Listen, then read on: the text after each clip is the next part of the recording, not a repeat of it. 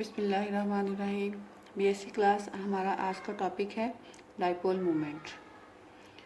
Dipole moment can be defined as the product of electrical charge and the distance between two charges is called as dipole moment. इसको हम symbolize करते हैं by the symbol mu and mathematically we can write that mu is equal to Q into R, where q is the amount of charge or quantity of charge and r is the distance separating the two charges।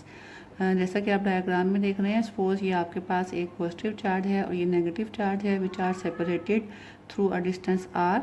तो आपका जो mu होगा that will be equal to Q into R. और ये arrow जो है ये show करता है दैट म्यू इज़ अ या dipole moment is a vector quantity, यानी कि इसकी वेक्टर क्वांटिटी मीन ऐसी quantities which have magnitude as well as direction. तो वेक्टर क्वांटिटी है ये, इसको हमने इसकी डायरेक्शन भी शो करना होती है और क्वांटिटी भी। And the direction of dipole moment is always from positive pole to the negative pole. इसकी डायरेक्शन जो है वो हमेशा पॉजिटिव साइड, पॉजिटिव एंड से नेगेटिव एंड की तरफ होती है। केमिकली हम ये कह सकते हैं केमिस्ट्री की टर्म में कि डाइपोल मोमेंट जो है उन कंपाउंड्स में अराइज होता है जिनमें पोलर बॉन्ड, नॉर्मली उन कंपाउंड्स में अराइज होता है जिनमें पोलर बॉन्ड्स पाए जाते हैं। पोलर बॉन्ड्स मीन एक ऐसा कोवलेंट बॉन्ड जो दो डिफरेंट टाइप के एटम्स के बीच में बना हो which have difference in their values of electronegativities. तो ऐसा बॉन्ड जब बनेगा तो जाहिर है कि जो एलिमेंट ज़्यादा इलेक्ट्रोनेगेटिव एलिमेंट होगा it will acquire a partial negative charge and less electronegative element will acquire a partial positive charge. For example अगर आप HCl की बात करते हैं तो क्लोरीन के ऊपर पार्शियल नेगेटिव चार्ज होता है और हाइड्रोजन के ऊपर पार्शियल पॉजिटिव चार्ज होता है। तो इस तरह के पोलर बॉन्ड्स जो हैं they have a value of dipole moment. तो इनका टाइप और डिग्री ऑफ पोलैरिटी जो है it goes on increasing as the difference of negativity values increasing. ठीक है, जैसे कि अगर आप कंपैरिजन करते हैं सपोज HCl और HF बॉन्ड का, तो क्योंकि फ्लोरीन एलिमेंट जो है, फ्लोरीन एटम जो है it is more electronegative as compare to chlorine, so we can say that HF bond will be more polar as compare to HCl bond. तो similarly the dipole moment values for HF will be greater than the dipole moment values of HCl। तो इस तरह से ऐसे तमाम compound जिनमें polar bond पाए जाते हैं, ऐसे तमाम बॉन्ड्स जो हैं वो they will show a value of dipole moment. लेकिन ये ज़रूरी नहीं है कि जिस कंपाउंड में पोलर बॉन्ड पाया जाता हो ओवरऑल वो कंपाउंड जो है वो डाइपोल मोमेंट की वैल्यू शो करें। वो भी हम कुछ देर में देखते हैं कि ऐसा ज़रूरी क्यों नहीं है। इससे पहले हम देख लें डाइपोल मोमेंट्स को किन यूनिट्स में मेजर किया जाता है। तो जैसा कि मैंने आपसे कहा कि डाइपोल मोमेंट जो है mu is equal to Q into R है। तो Q means quantity of charge. तो आमतौर पे हम चार्ज की क्वांटिटी जो है वो मेजर करते हैं ESU में। ESU मीन्स इलेक्ट्रोस्टैटिक यूनिट और डिस्टेंसेस जो हैं they are measured in terms of angstroms. तो इस लिहाज से अगर आप फ़र्ज़ करें कि एक इलेक्ट्रॉन जो है it is separated from a unit positive charge. आपको पता है कि इलेक्ट्रॉन के ऊपर जो चार्ज है वो स्मॉलेस्ट नेगेटिव चार्ज है, इसको हम कहते हैं यूनिट नेगेटिव चार्ज।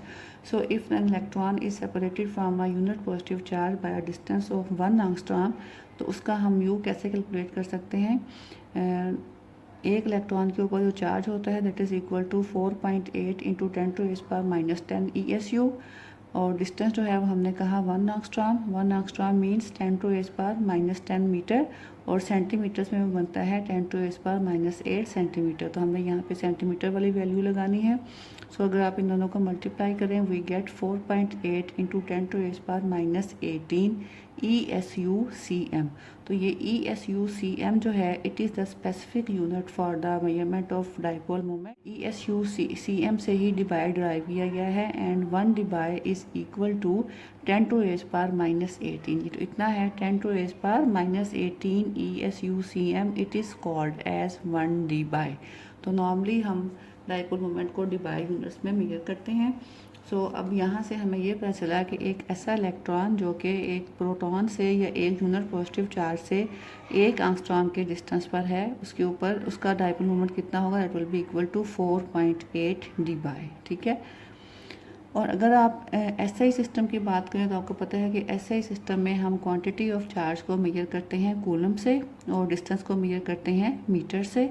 तो यही इलेक्ट्रॉन जो कि एक प्रोटॉन से 10⁻⁻10 या 1 एंगस्ट्रॉम के फासले पर है, तो उसका डाइपोल मोमेंट SI यूनिट्स में कितना होगा।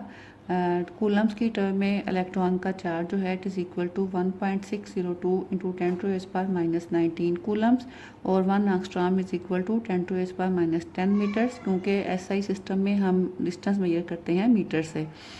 तो इन दोनों को जब हम टर्म्स को मल्टीप्लाई करेंगे we will get 1.602 into 10⁻⁻29 coulomb meter. So it is the dipole moment of an electron separated from a proton by a distance of 1 angstrom in terms of SI system. और ये आपने लाजमन याद करना है coulomb metre और Debye का आपस में क्या रिलेशनशिप है। 1 debye is equal to 3.338 into 10⁻⁻30 coulomb metre. और इस कूलम मीटर को आपने सेंटीमीटर से कंफ्यूज नहीं करना है। कूलम मीटर में C कैपिटल और M स्मॉल है।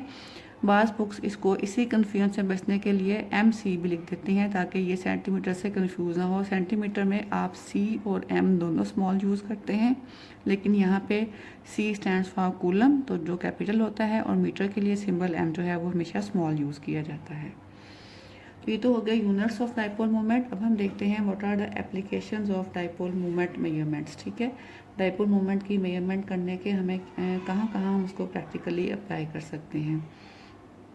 ये तो हमने पहले भी पॉइंट डिस्कस किया, जैसा कि मैंने पहले बताया आपको, that we can compare the relative polarities of the bonds by the measurement of dipole moment data। कि दो बॉन्ड्स का जब आप डाइपोल मोमेंट वैल्यूज़ कंपेयर करते हैं तो ऑब्वियसली जितनी ज़्यादा डाइपोल मोमेंट वैल्यू होगी किसी बॉन्ड की, उतना ही उस बॉन्ड में पोलैरिटी ज़्यादा होगी। जैसा कि मैंने पहले बात की, जैसे HF बॉन्ड जो है it will be more polar as compare to the HCl bond, क्योंकि HF बॉन्ड का डाइपोल मोमेंट जो है वो ज़्यादा होगा as compare to HCl bond. Second application क्या है, that we can calculate the percentage ionic character of a polar bond. ठीक है, एक पोलर बॉन्ड में हम फाइंड आउट कर सकते हैं कि इसमें कितना परसेंट आयनिक करेक्टर है, या आप ये कह लें कि इसमें कितने परसेंट पोलैरिटी पाई जाती है। इस पर्पज़ के लिए हम फार्मूला यूज़ करते हैं, that percentage ionic character is equal to observe dipole moment of the bond divided by dipole moment of 100% ionic bond multiplied by 100। ठीक है, यहाँ पे आपने कंपाउंड नहीं बल्कि बॉन्ड लिखना है। तो ऑब्जर्व डाइपोल मोमेंट जो हम एक्सपेरिमेंटली फाइंड आउट करेंगे, dipole moment of 100% ionic bond हम इस अजम्पशन की बेस पे कैलकुलेट करते हैं कि बॉन्ड जो है वो टोटली आयनिक है, यानी कि एक एलिमेंट के ऊपर जो है कंबाइनिंग एलिमेंट्स जो हैं उस बॉन्ड में, उनमें से एक के ऊपर फुल फ्लेज पॉजिटिव चार्ज है और दूसरे के ऊपर फुल फ्लेज नेगेटिव चार्ज है, क्योंकि आयनिक बॉन्ड में नेगेटिव और पॉजिटिव आयन्स होते हैं, मल्टीप्लाइड बाय 100। तो इस तरीके से हमारे पास किसी भी बॉन्ड का हम परसेंटेज पोलैरिटी या percentage ionic character find out कर सकते हैं।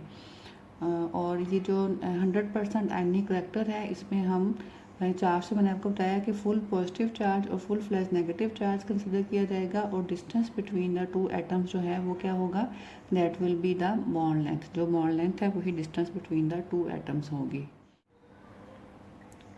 Third one and the most important application of dipole moment measurement is that we can have an idea about the geometrical shapes of molecule by their dipole moment data।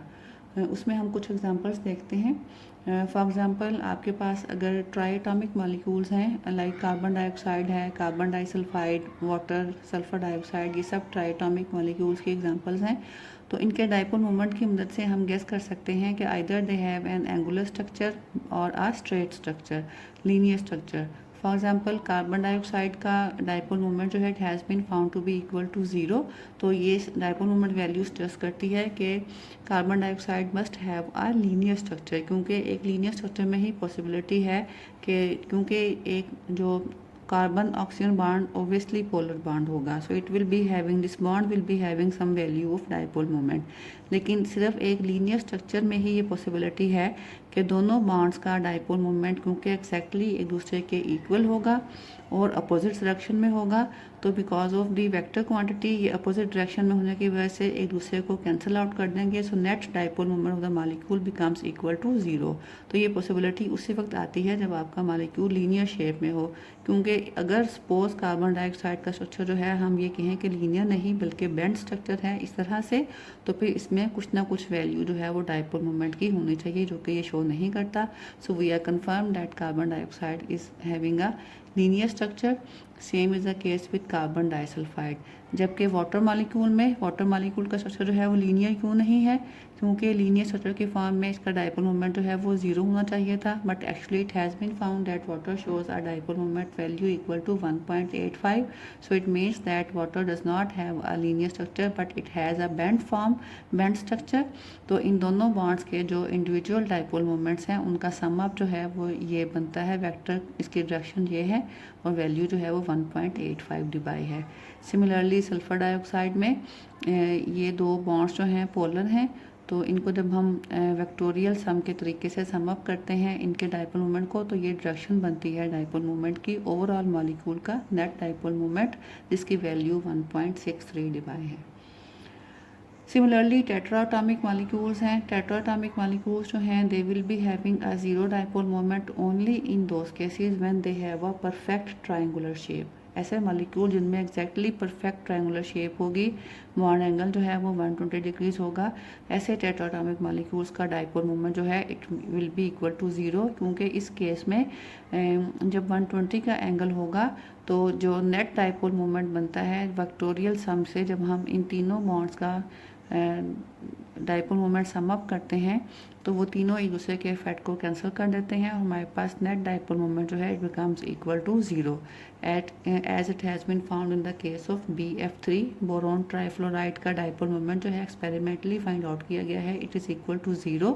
It means that BF3 has a perfect triangular shape, क्योंकि इसी सूरत में ये जो तीनों vectors हैं BF3 bond के, ये एक दूसरे के इफेक्ट को कैंसिल आउट करते हैं और हमारे पास net sum of these 3 vectors become equal to 0।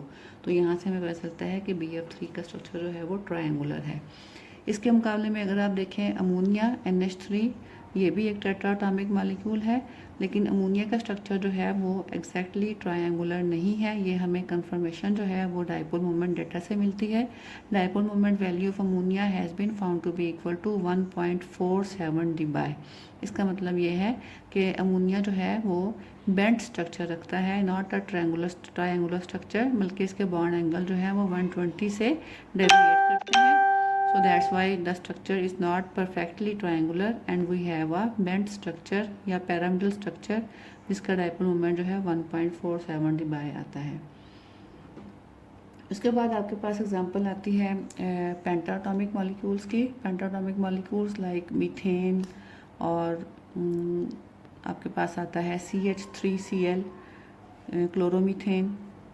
तो इन दोनों को अगर आप कंपेयर करें तो एक पेंटाटॉमिक मॉलिक्यूल जो है जब परफेक्टली टेट्राहेड्रल फॉर्म में होगा, सिमेट्रिकली टेट्राहेड्रल फॉर्म में होगा, तो उसका डाइपोल मोमेंट 0 होगा, क्योंकि एक सिमेट्रिकल टेट्राहेड्रॉन में चारों बॉन्ड जो हैं वो इस तरह से अरेंज होते हैं कि उन चारों बॉन्ड्स का जो इंडिविजुअल डाइपोल मोमेंट का सम है vectorial sum becomes equal to 0। तो since methane has been found to be having a 0 dipole moment, it means that methane has a perfect tetrahedral structure with a bond angle of 109.5, जो कि एक tetrahedron में होना चाहिए। इसके बरक्स अगर हम मीथेन का कोई हाइड्रोजन जो है इसको किसी दूसरे एटम से रिप्लेस कर दें, लाइक हमने इसको रिप्लेस कर दिया क्लोरीन से, तो ये हमारे पास कंपाउंड बन गया क्लोरोमीथेन CH3Cl। तो इसका डाइपोल मोमेंट जो है experimentally it has been found that in the dipole moment of CH3Cl is 1.78 debye. It means that the structure of this compound is no longer tetrahedral structure. अब इसका molecule जो है CH3Cl का ये tetrahedral form में नहीं है, क्योंकि अगर ये टेट्राहेड्रल फॉर्म में होता तो हमारे पास ओवरऑल सम जो है वो 0 आता डाइपोल मोमेंट का। अब यहाँ पे इसका मतलब ये है कि एक हाइड्रोजन को जब हमने रिप्लेस कर दिया है क्लोरीन एटम से, तो due to the greater size of chlorine atom as compare to hydrogen, Secondly, due to the greater electronegative character of the chlorine atoms and its structure, different structure from hydrogen, इसमें lone pairs भी होते हैं, hydrogen में कोई lone pairs नहीं होते, तो इसमें इस पे हमारा कंपाउंड का स्ट्रक्चर जो है वो टेट्राहेड्रल नहीं रहता और हमारे पास डायपोल मोमेंट वैल्यू जो है वो भी 0 से इंक्रीज कर जाती है. So we can say that the dipole moment values depend upon the structures and nature of the groups which are attached to central atom in a pentatomic molecule. Next application of dipole moment data is the comparison of cis and trans geometrical isomers. आपको पता है कि ऐसे compound जिनमें carbon carbon double bond पाया जाता हो और जिनमें कार्बन के साथ डिफरेंट टाइप के एटलीस्ट 2 डिफरेंट टाइप के ग्रुप्स अटैच्ड हों, तो उनमें सिस और ट्रांस ज्योमेट्री जो है वो एग्जिस्ट करती है, क्योंकि कार्बन कार्बन डबल बॉन्ड के अलोंग कंपाउंड की रोटेशन जो है वो थोड़ी सी बल्कि काफ़ी ज़्यादा रिस्ट्रिक्टेड हो जाती है, जिसकी वजह से 2 डिफरेंट ज्योमेट्रीज एग्जिस्ट करती हैं. फॉर एग्जांपल ये कंपाउंड है 1,2 डाइक्लोरोइथेन, तो ये सिस और ट्रांस 2 फॉर्म्स में एग्जिस्ट कर सकता है. ये सिस आइसोमर है और ये ट्रांस आइसोमर. तो इस सिस और ट्रांस आइसोमर में हम डाइपोल मोमेंट वैल्यूज़ की मदद से डिफ्रेंशिएट कर सकते हैं. A cis isomer will be having some value of dipole moment whereas the trans isomer has 0 dipole moment, क्योंकि ट्रांस आइसोमर में आप देखें ये जो पोलर बॉन्ड्स हैं, CCl बॉन्ड पोलर है, तो ये दोनों बॉन्ड्स एक दूसरे के जस्ट अपोजिट डायरेक्शंस में हैं. इसका डाइपोल मोमेंट इस तरफ को डायरेक्टेड होगा, इसका डाइपोल मोमेंट जो है वो इस तरफ को ओरिएंटेड होगा. तो ओवरऑल एक दूसरे के जब आप वेक्टोरियल तरीके से इनको सम अप करेंगे तो ये एक दूसरे को कैंसिल आउट कर देंगे, तो हमारे पास नेट डाइपोल मोमेंट वैल्यू जो है वो 0 आएगी. जबकि सिस फॉर्म में क्योंकि दोनों बॉन्ड जो हैं वो सेम साइड पे डायरेक्टेड हैं, सो इनका वेक्टोरियल सम जो है should not be equal to 0, तो इसलिए इनकी कुछ ना कुछ वैल्यू जो है वो इस कंपाउंड में आएगी. It has been found that the cis isomer has a dipole moment equal to 1.89. तो ऐसा आइसोमर जिसका डाइपोल मोमेंट वैल्यू 0 होगी वो ट्रांस होगा और जिसकी नॉन 0 होगी that will be the cis isomer. इसके बाद लास्ट एप्लीकेशन है comparison of ortho Meta and para isomers in case of substituted benzene. एक बेंजीन रिंग जो है इसका डाइपोल मोमेंट जो है वो 0 होगा, क्योंकि बेंजीन रिंग जो है वो सिमेट्रिकल होता है, रेगुलर हेक्सागोनल शेप में होता है. तो सारे इंडिविजुअल बॉन्ड्स के बॉन्ड मोमेंट जो हैं वो एक दूसरे को कैंसिल आउट करके नेट डाइपोल मोमेंट जो है वो हमारे पास बेंजीन का 0 बनता है. लेकिन अगर बेंजीन के ऊपर 2 सब्स्टिट्यूएंट्स लगे हुए हैं तो आपको पता है कि उस वक्त में 2 सब्स्टिट्यूएंट जो हैं they can be in ortho position, meta position और para position.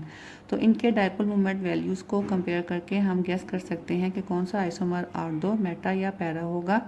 It has been found that the ortho isomer has greater value of dipole moment as compare to meta isomer. जैसा कि आप देख रहे हैं ऑर्थो डाइक्लोरोबेंजीन और meta dichlorobenzene.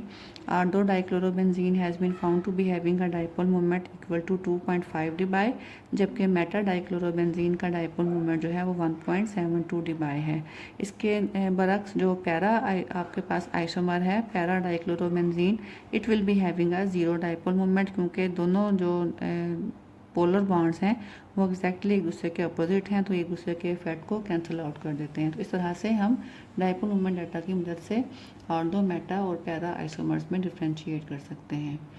सो ये हमारा आज का टॉपिक जो है डाइपोल मोमेंट के बारे में कंप्लीट होता है और इसके साथ ही हमारा लिक्विड्स का चैप्टर भी कंप्लीट होता है. नेक्स्ट लेक्चर में इंशाल्लाह हम नेक्स्ट चैप्टर स्टडी करेंगे अबाउट द गैसियस स्टेट. अब टिल देन अल्लाह हाफिज़.